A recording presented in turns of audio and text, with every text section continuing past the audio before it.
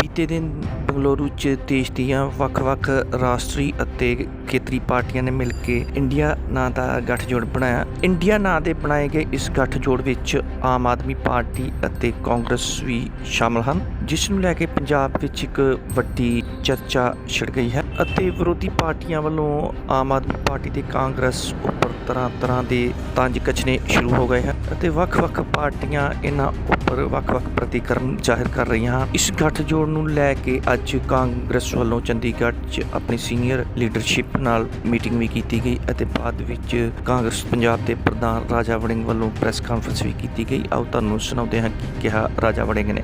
तो मैं आपको ये बताऊं, ये आप लोग हमें गलत कोड कर रहे हैं। हमारा किसी प्रकार का ऐसा कोई अलायंस, हाँ, कॉन्स्टिट्यूशनल वैल्यूज के लिए हमेशा कांग्रेस पार्टी लड़ती रही, आजादी के समय से आज तक, और डेमोक्रेसी को बचाने के लिए, देश की आजादी के लिए हम लड़े। आज डेमोक्रेसी को बचाने के लिए आज जिस प्रकार का आज देश में व्यवहार है, ये लड़ाई बीजेपी के खिलाफ है, ना कि वो तमाम दल जो बीजेपी की विचारधारा के खिलाफ है, आरएसएस की विचारधारा के खिलाफ है। वो तमाम दल इकट्ठे हुए हैं। आप लोगों ने इसको रंगत दे दी कि ये अलायंस हो गया है। अभी इस पे ऊपर कोई सी प्रकार की कोई चर्चा ही नहीं हुई है। हम पंजाब में मुख्य विरोधी पार्टी है आम आदमी पार्टी। अभी इसके ऊपर पहले ही कोई टिप्पा टिप्पणी कर देना मेरे को लगता, और आपने ऐसा एक भूमिका बना ली कि अलायंस हो गया। बिल्कुल, जो पार्टियां कल का अलायंस, मैं सहमति जताता हूं कि जो पार्टियां बीजेपी के खिलाफ हैं और जो पार्टियां डेमोक्रेसी इस देश की बचाना चाहती हैं, जो पार्टियां कॉन्स्टिट्यूशनल वैल्यूज की बल्कि देख रेख करना चाहती हैं, वो पार्टियां सारी इकट्ठी हुई और उसका नतीजा ये निकला कि आदरणीय प्रधानमंत्री मोदी जी, जो पिछली बार अकेले चुनाव लड़े थे, कि अब की बार मोदी सरकार, उनको भी 38 पार्टियों की मीटिंग बुलानी पड़ी, जिसमें कुछ ऐसे लोग हैं, ना तो उनका कोई एमएलए है, ऐसी पार्टियां हैं, ना कोई मेंबर ऑफ पार्लियामेंट है। यानी कि भाजपा की जो उनको लगता था जमीन खिसकती हुई नजर आई। तो हम लोग अभी तक अलायंस की कहीं किसी प्रकार की, क्योंकि हमें भी विश्वास है कि अगर कोई ऐसी बात आएगी स्टेट्स के बीच में, स्टेटों में, तो पहले उनको स्टेट यूनिट से वो बात करेंगे, फिर कोई निर्णय होगा। लेकिन आप लोग उसको दूसरी तरफ मत लेके जाए।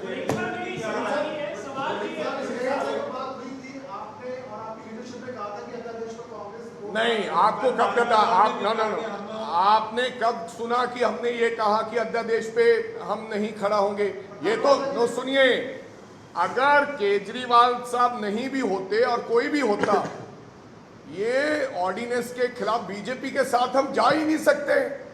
और चाहे हमारी मुख्य विरोधी पार्टी है आम आदमी पार्टी, लेकिन हम बीजेपी के साथ कैसे जा सकते हैं? और कोई भी प्रकार, वो तो हमने हर मुद्दे पे बीजेपी के साथ लड़ाई लड़ी है। जहां जहां देश के अन्याय होगा, कॉन्स्टिट्यूशन तोड़ने की बात होगी, डेमोक्रेसी के खिलाफ बात होगी, उसके ऊपर हमने, केजरीवाल साहब हमसे मदद मांगते ना मांगते, फिर भी हमारा कर्तव्य बनता है कि हम लोग देश की उन ताकतों के खिलाफ खड़ा हो जो देश को तोड़ना चाहती है। This is not just because of उन्होंने हमारे से मांगी। कोई भी और पार्टी भी होती, चाहे हमारी मुख्य विरोधी पार्टी होती। पंजाब कांग्रेस को जाने में ऐतराज तो नहीं है आम आदमी पार्टी के साथ? किस बात के लिए? पंजाब में भाई, अगर विशाल जी ऐसी कोई बात ही नहीं है, आज हमारी मुख्य विरोधी पार्टी है, हमारा रोज उनसे लड़ाई है। आज बहुत से ऐसे मुद्दे हैं, आज रोजाना हमारी सबसे ज्यादा लड़ाई किसकी, आप बताइए? आज आम आदमी की पार्टी के साथ लड़ कौन रहा है? सीधम सीधा भगवंत मान, मुख्यमंत्री पंजाब, हमारे लोगों के साथ वेंडेटा कर रहे हैं। कौन लड़ रहा है? बीजेपी लड़ रही है, अकाली दल लड़ रहा है, हम लड़ रहे हैं। तो मेरे कहने का मतलब ऐसी किसी प्रकार की किंतु परंतु कहीं नहीं है। हम लड़ेंगे और हमें लड़ना आता है, लेकिन जहां सिद्धांतों की बात है, जहां देश की बात है, वहां देश पहले है। तो देश की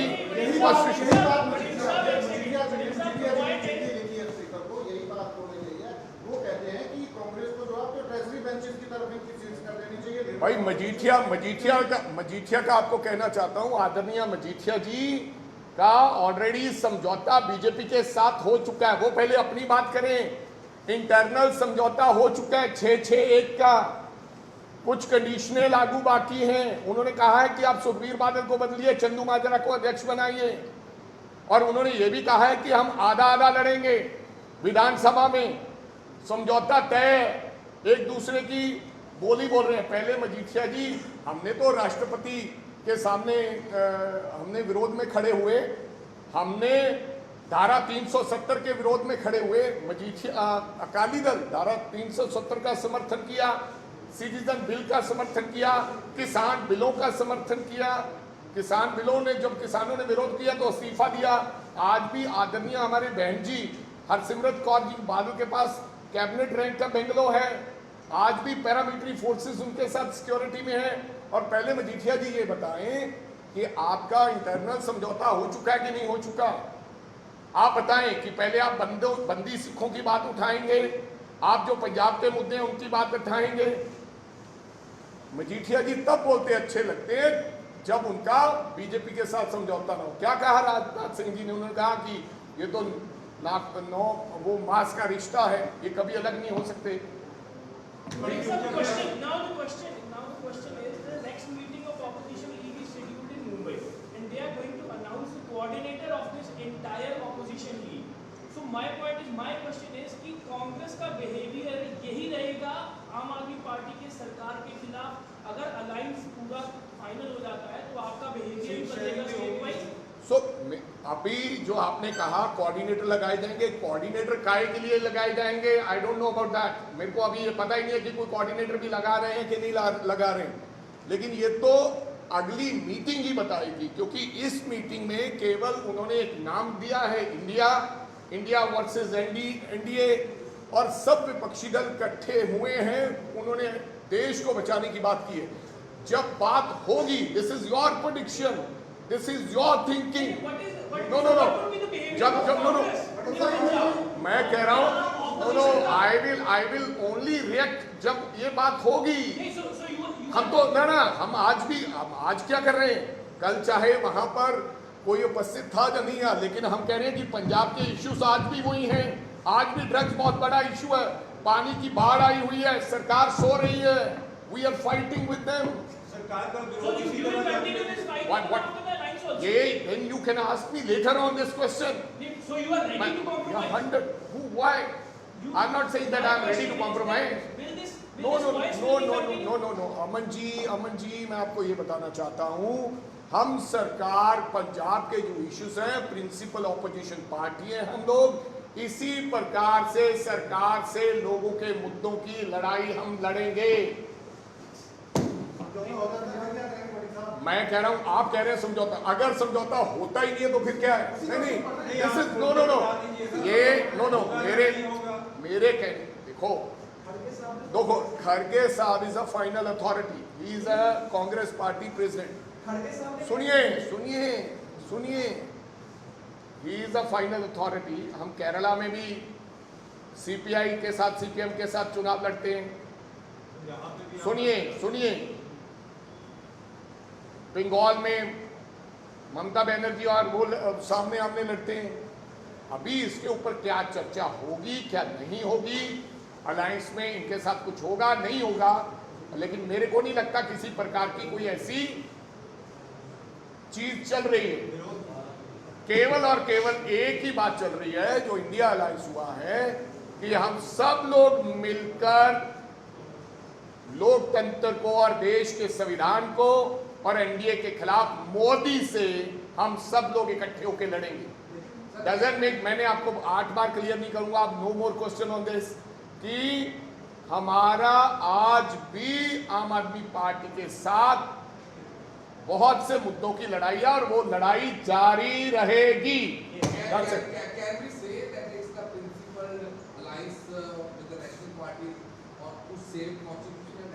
Yeah, you can say this.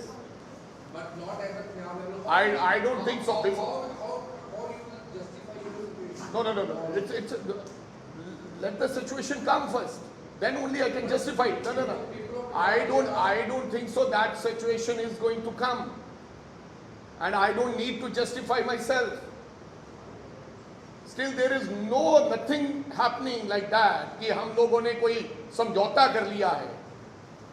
ऐसा तो केजरीवाल साहब ने भी कहा था एक बार कि राहुल गांधी को जो भेजा गया है उनको सजा सुनाई है। मेरे को लगता है सुखबीर बादल ने भी कहा था, सिमरनजीत सिंह मान ने भी कहा था। दैट डजंट मीन कि मुद्दों की विचारधाराओं की लड़ाई बंद हो गई है।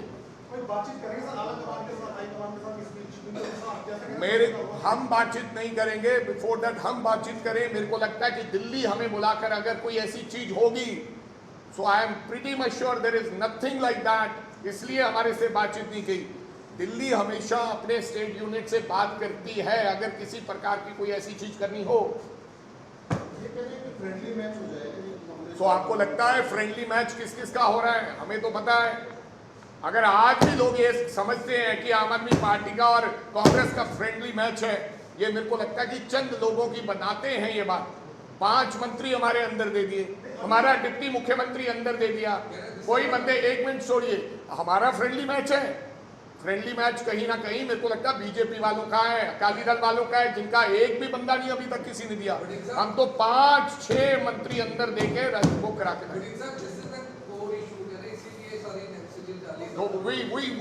तो फिर तो बात ही खत्म हो गई। आप कहते हो no no this is not the core issue. हम, आपको क्या लगता है कि किसी के सामने घुटने टेक देंगे? अगर हमारा बंदे का पकड़ दिया तो हम घुटने टेक देंगे? हम इसलिए तो कह रहे हैं, नहीं तो फिर हम कह दें कि ठीक है हमारा कोई विरोध नहीं है, तो कांग्रेस पार्टी जो फैसला करेगी ठीक है। हम कह रहे हैं कि मुख्य विरोधी पार्टी ये है और रहेगी। Thank you. Anything on Punjabi?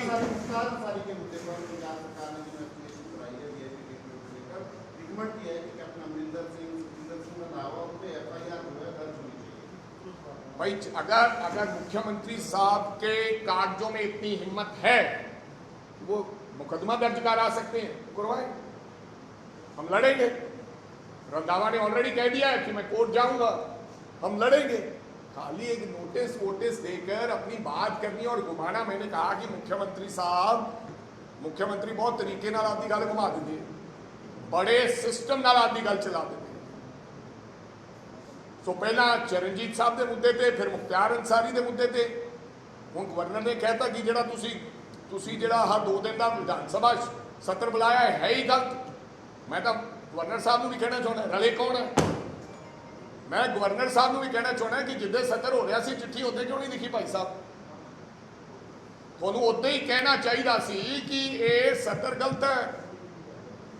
तो दूजा, मुख्यमंत्री साहब तो हुण पैसा कौन क्लेम करूगा भी? 1 करोड़ 40 लाख रुपया, 70 लाख रुपया एक सेशन से लगता है। जे गवर्नर ने कहता भी ये संवैधानिक ही नहीं है, ये विधान सभा जी इन्हें लाई सी इन्होंने, तो फिर यह मतलब भाई जी 1 करोड़ 40 लाख रुपया हुण सानू कौन क्लेम करांगे? वो मुख्यमंत्री साहब तो क्लेम करांगे। ये रले कौन है? लॉटस याद होना है, की ना sea mission lotus, operation lotus, वो इन्होंने पर्चा दर्ज कराया, इन्हें MLA ने दर्ज कराया, बाय नेम कराता, बाद साडा प्रेशर पाउंदे विजिलेंस को कितने ऑपरेशन लोटस। ਉਹਦੇ ਤੇ ਵੀ ਇੱਕ ਵਿਧਾਨ ਸਭਾ ਦਾ 70 ਲੱਖ ਰੁਪਏ ਲਾਏ ਸੀ ਜਿਹੜਾ ਬੇਫਜ਼ੂਲ ਸੀਗਾ। ਅੱਜ ਉਹ ਮੁੱਦਾ ਕਿੱਥੇ? ਤੇ ਕਿਉਂ ਨਹੀਂ ਕੌਗਨੀਜੈਂਸ ਲਿਆ ਗਵਰਨਰ ਸਾਹਿਬ ਨੇ? ਗਵਰਨਰ ਸਾਹਿਬ ਨੂੰ ਵੀ ਕੌਗਨੀਜੈਂਸ ਲੈਣਾ ਚਾਹੀਦਾ ਸੀ ਕਿ ਹੋਮ ਮਿਨਿਸਟਰ ਦਾ ਨਾਂ ਕਦੇ ਕਦੇ ਲੈਂਦੇ ਸੀ ਦੱਬੀਵਾਜ। ਉਹ ਗੱਲ ਹੀ ਖਤਮ ਹੋ ਗਈ। ਉਹਦੇ ਤੇ ਵੀ ਫੇਰ ਤੁਸੀਂ 70 ਇੱਕ ਵਾਰੀ ਬੁਲਾਉਣ ਦੀ ਇਜਾਜ਼ਤ ਨਹੀਂ ਦਿੱਤੀ ਸੀ, ਫੇਰ ਸਮਝੌਤਾ ਤੁਹਾਡਾ ਕਰਾਤਾ ਅਮਿਤ ਸ਼ਾਹ ਜੀ ਨੇ, ਭਾਗੇ ਵੀ ਨਹੀਂ, ਗੱਲ ਇੱਕੋ ਹੀ ਹੈ। ਸੋ ਮੇਰੇ ਕਹਿਣ ਦਾ ਮਤਲਬ ਇਹ ਹੈ कि ये सरकार ते रले कोई होर है। असी हमेशा लड़ते हैं, बाकी हाई कमान कोई भी गल करेगी तो मैनू लगता वो स्टेट यूनिट्स को पुछ के गल करेगी तो फिर कोई गल करांगे। साडे पंजाब के जो मुद्दे हैगे है, साडी उन्हां दे लड़ाई है। नशियां दा सब तो वड्डा मुद्दा है, अज पानी हड़ां दा सब तो वड्डा मुद्दा है। पहले ही नहीं लोगों को मुआवजा मिलिया। आदरणीय मुख्यमंत्री साहब कहते सी कि यार बिना मुआवजा तो ही दे दूंगा मैं तो पैसा। अज लोग तरस रहे हैं, जाके आए हैं, सिल्ट जम गई, लोगों ने कहते झोना ला लो। पहले सिल्ट किवें कड्ढनी है उन्हां दा दसो की इंतजाम है? झोना तो तुसीं कहता ला लोगे, पानी च वड़न नाल काम नहीं चलना जी।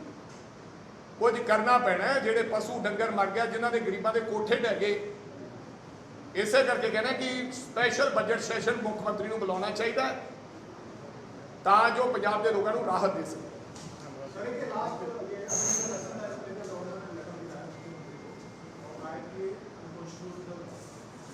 किसने कहा? हाँ बोल दिया। बहुत सारे नहीं, गवर्नर ने क्या किया हमारे साथ? गवर्नर ने क्या किया कि हमारी जमीन नहीं साडी जमीन जड़ी सी पंजाब दी, जिहदे ते साडा हक है, साडी जिहड़ी जमीन सी पंजाब दी, जिहदे ते साडा हक है, यूनियन टैरेटरी ते साडा हक है, पंजाब दे पिंड उजड़े सी, कई सालों तो यह मसला है। रंजीव लौंगोवाल अकॉर्ड दे विच साडी, मैनूं लगदा कि इस गल ते सीगा कि चंडीगढ़ सानू मिलना चाहिए। 60-40 की रेशम है। आदरणीय जिहड़ा गवर्नर साहब कौन होंदा है साडी जमीन देण वाला? साडी जमीन गवर्नर साहब जी ने 10 किले सानू बिना पुछे अलॉट करती ते हरियाणे तो लै ली, पंचकूला तो। हालांकि सानू पुछना चाहिए। तो सरदार भगवंत सिंह मान ने तो पहले दिन ही ट्वीट करता सी, मैनू भी 10 किले दे दिओ। सो मेरे कहने का मतलब कि गवर्नर साहब जो हैं सब मिले जुले हैं। ये बात की करते हैं। ये उसी दिन मुद्दा उठाने वाला था जो उन्होंने कहा कि अनकॉन्स्टिट्यूशनल है। फिर कार्रवाई क्या की? मुख्यमंत्री के ऊपर कार्रवाई भी करें। एक चिट्ठी लिख के जवाब दे दिया गवर्नर साहब ने, कार्रवाई करें कि अनकॉन्स्टिट्यूशनल था। 1 करोड़ 40 लाख रुपया अब मुख्यमंत्री भरेंगे जो गलत विधानसभा सत्र बना।